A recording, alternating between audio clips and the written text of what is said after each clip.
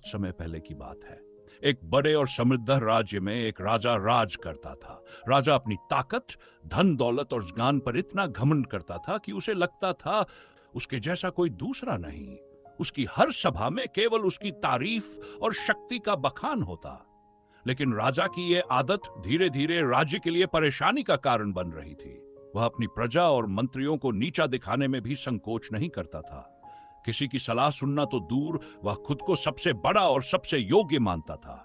प्रजा उससे डरती थी, लेकिन उसके लिए दिल से सम्मान का भाव नहीं था।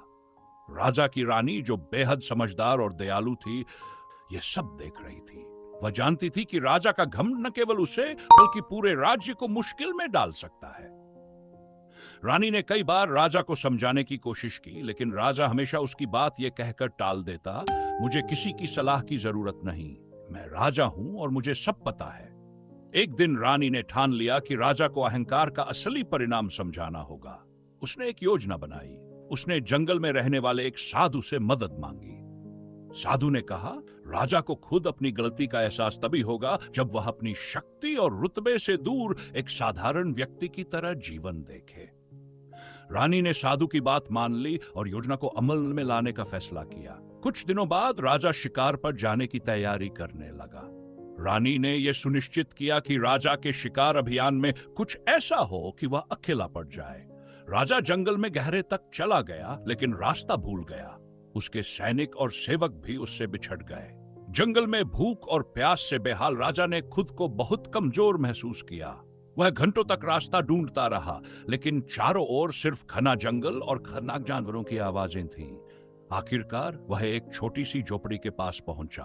झोपड़ी में एक साधु रहता था। राजा ने साधु से पानी और भोजन मांगा। साधु ने मुस्कुराते हुए कहा, मैं तुम्हारी मदद करूंगा, लेकिन पहले तुम्हें यह बताना होगा कि तुम कौन हो और यहां क्यों आए हो। राजा ने गर्व से कहा, मैं इस राज्य का राजा हूं, मेरी मदद करना तुम्हारा कर्तव्य है।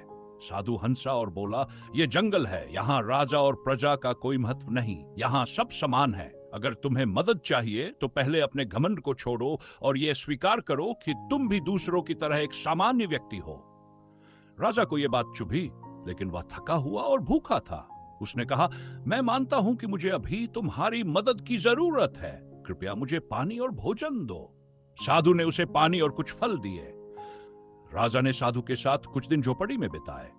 उसने देखा कि साधु बहुत सरल जीवन जीता है। उसके पास न तो धन है न सेवक, फिर भी वह सुखी और शांत है।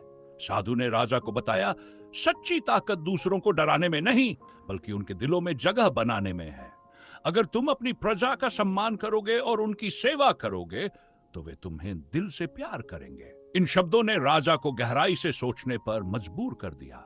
उसने अपने अतीत के व्यवहार को याद किया और महसूस किया कि उसका घमंड उसे और उसके राज्य को नुकसान पहुंचा रहा था। जब राजा महल लौटा तो उसने सबसे पहले अपनी रानी से माफी मांगी। उसने अपनी प्रजा और मंत्रियों के साथ विनम्रता से बात की और वादा किया कि वह अब एक बेहतर शासक बनेगा। धीरे धीरे राजा ने अपने व्यवहार में बदलाव किया।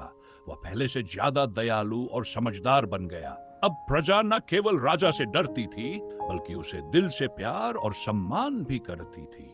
रानी भी खुश थी कि उसकी योजना सफल रही। राज्य में फिर से खुशहाली लौट आई। तो ये थी कहानी अहंकारी राजा और परेशान रानी। इस कहानी से हमें यह सीख मिलती है कि घमंड हमें कमजोर बनाता है, जबकि विनम्रता और दयालुता से हम सच्ची ताकत और प्यार पा सकते हैं। अगर आपको यह कहानी पसंद आई हो तो स्टोरी सब्सक्राइब करें और ऐसी ही प्रेरणादायक के लिए हमारे साथ जुड़े रहें। धन्यवाद।